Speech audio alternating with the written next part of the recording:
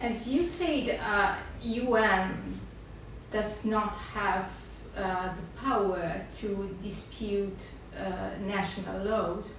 However, it is under UNHCR mandate the power to monitor the consistency of national laws with international law, international legislation, and in that case in particular the Geneva Convention, of course, and also the European Conventions and all the laws that concern asylum seekers, refugees, and statelessness people as well.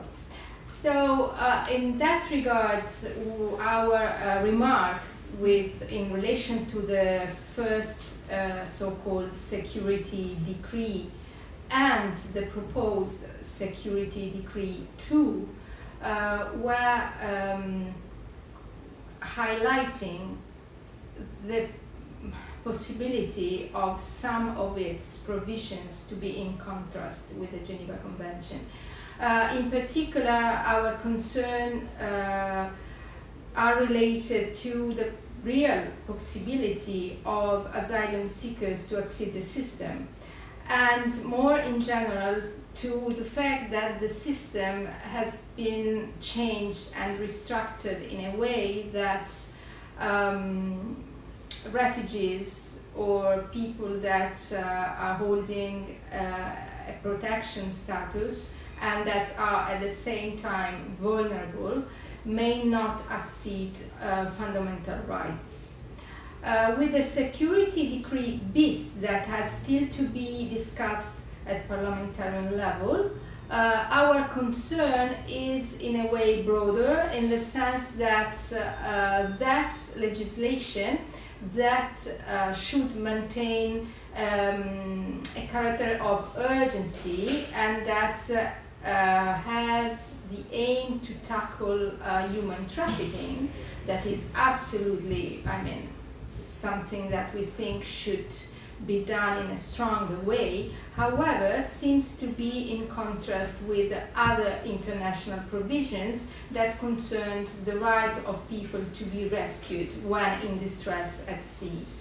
And what we see in concrete terms is that during the past months and couple of years, all European states, not just Italy, has basically withdrawn the capacity to search and rescue people in distress at sea. So nowadays, there are no assets or any kind of structured system of search and rescue in the Mediterranean. And that's why basically NGOs have stepped in and started to rescue people. But at the same time, while NGOs were before in a complementary way working to rescue people in the Mediterranean in 2015, 16, 17, since 2011, it started a campaign of penalization or criminalizations of NGOs' humanitarian work. And that for us is unacceptable, frankly.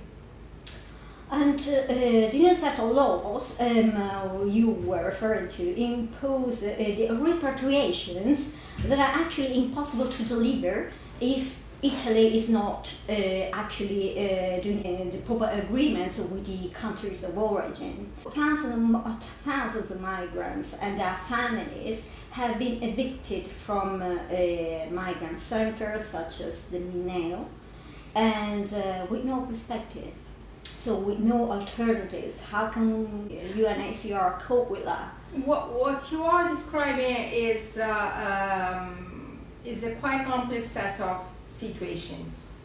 Of course, it is true that because of the lack of legal avenues for both migrants and asylum seekers, Italy had to deal in the past years with influx of people that were moving and migrating for different reasons. So the group of people arriving to Italy, not only by sea but even by land.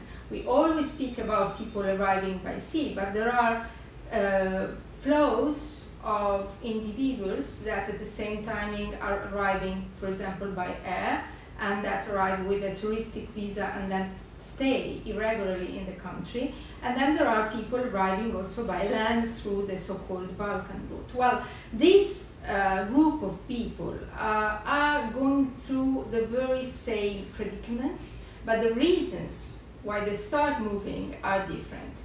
We have refugees, so people that are actually escaping their countries because their life is in danger, in real danger. Either they are persecuted or the country is held by gangs, terrorist groups, or the country is in conflict. And then we have migrants.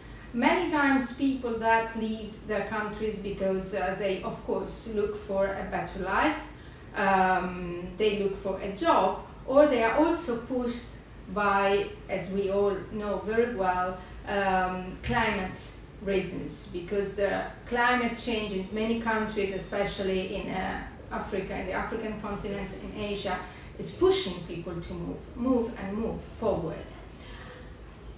And we also have to say that the portion of people that are arriving for whatever reason to Europe through Italy is a very teeny one, especially the portion of the refugees that are coming to Europe through Italy is really teeny.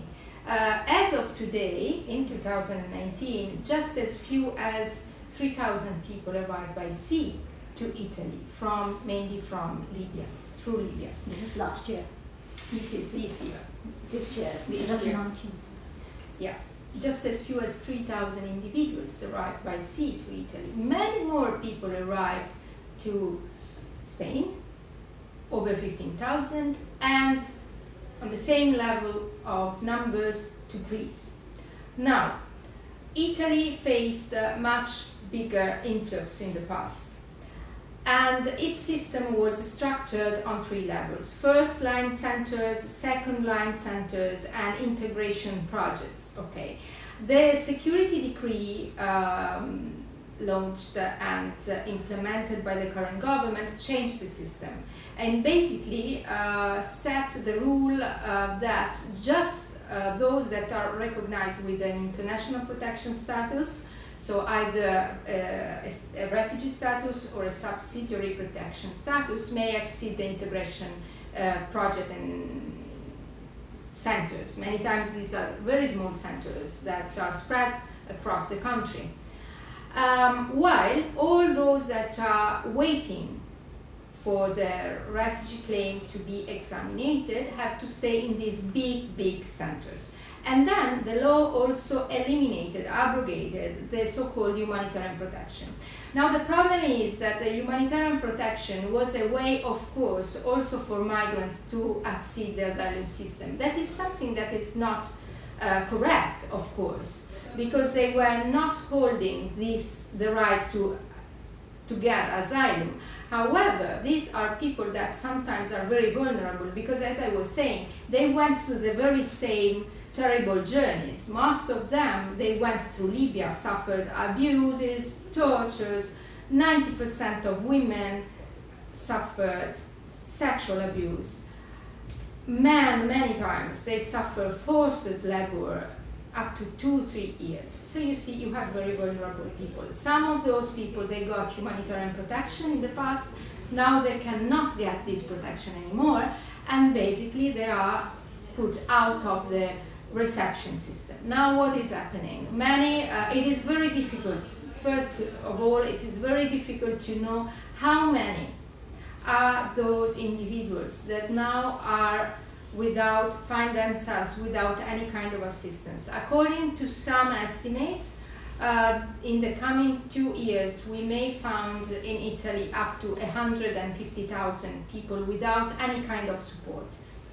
Our concern is that you may find vulnerable people within this group, sometimes women with very young kids, women whose kids are kids that are born out of an abuse that they suffered in the detention centers in Libya, disabled people, and even among those that are not vulnerable, what we are very concerned of is the fact that finding themselves in an irregular situation may expose them to further abuse, to illegal networks, labor exploitation. That is a real issue in Italy, especially when it comes to agricultural work. And we are seeing that in many areas, not just in the south, but even in the north of Italy, informal settlements are growing and developing. And they may become stable. And this is not just an issue for the migrants themselves, but it is also something difficult to be bear by communities. So you see, this risks to become a social issue. Absolutely. Now, we think that, those that do not have the right to stay in Italy, despite the fact that probably more legal avenues for so-called economic migrants should be implemented, those should be returned to their countries. Of course, respecting their human rights and possibly in a voluntary way. But we do not see this happening. And we see that returns this year, the first 6 months of 2018, have been around between 3,000 and 4,000 people have been returned. And this is in line with what was happening in the past years. Of course, it depends on the fact that Italy needs to have bilateral agreements with countries, and nowadays, if I'm not wrong, Italy is holding these kind of agreements with Nigeria, with Morocco, with Tunisia, and with Egypt. But we may find other nationalities that remain in a kind of a limbo. Yes. And then returns are also costly, because if they are not voluntary, it is estimated that the return of each person per person costs up to 8,000 euro. Mm-hmm. With regard to this point, I just wanted to ask you, there's a huge crisis now in Libya. What do you think would be the immediate impact of that, of this particular crisis over the next few days and next few weeks? In Libya, people are already suffering in an awful way, and the crisis in Libya is having a huge human impact. In just 2 days, we've seen tons of people dying in the Mediterranean trying to escape Libya, and the day after, over 40 people have been killed and many more have been injured in the bombing of detention centers where people were already living in unbearable conditions. We are appealing since months to European states to implement with urgency an evacuation plan. We've asked to evacuate at least 4,000 refugees. In December there will be the first global forum that will start this process that has been launched with a global compact for refugees.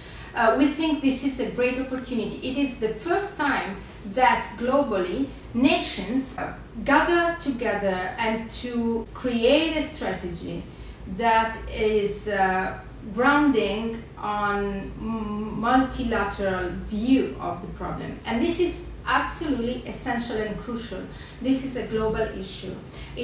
Cannot be solved or tackled just by one country. That's why, for example, for Italy, we say that ports are closed, that arrivals are decreasing, cannot be considered a success, because you have to be in relation to many different actors, not just governments, but even private sector, for example, civil society, to tackle a problem that is global. You have to tackle the source of the problem, and to do that, you really need to create an alliance. It is not binding, but the fact that it is not binding is not a reason to do not engage in a global process that for the first time has the possibility really to create an alliance. We need that. We need civil society to take action, and we see that in many countries, and look, not just in the European countries or in the Western world, but even in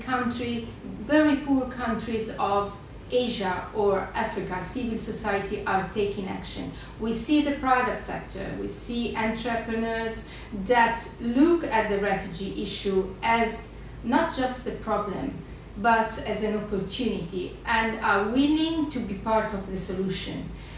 So we are optimistic, and we are engaging and putting a lot of energy in this process, and we see that we find every time we speak with actors that are non-traditional, like foundations, entrepreneurs, civil society networks, associations, NGOs, of course, we see a lot of energy as well.